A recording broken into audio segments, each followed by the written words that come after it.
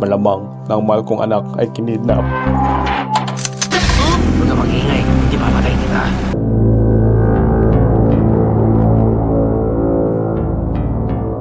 At ipatutubos sa malaking halaga.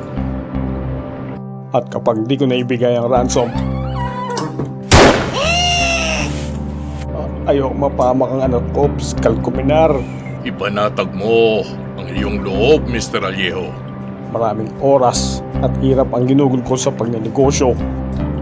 Dahil sa aking mga naipundar, kaya handa ako magbuwis ng buhay o umutang ng buhay nang kinapin ang aking asawa.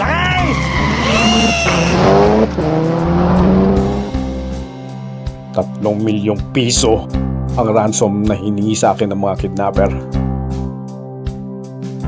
Nanginayang ako sa aking mga napundar, piskal, kaya nakipag-coordinate ako noon sa mga otoridad. Sino ang mag-akala na mabibigo ang rescue team? Sa ngit-ngit ng mga kidnapper ay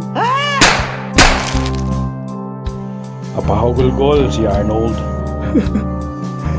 Ang sinapit ng asawa ko ay yung maulid sa anak ko, piskal. Di mangyayari ang kinakatakutan mo dahil ang anak mo'y hindi nakidnap. Ha? Naglayas lamang siya sa sama ng loob dahil wala ka ng panahon sa kanya. Anak ko. Laking pasasalamat ni Arnold.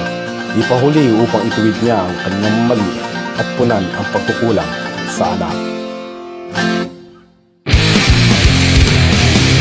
All the moments of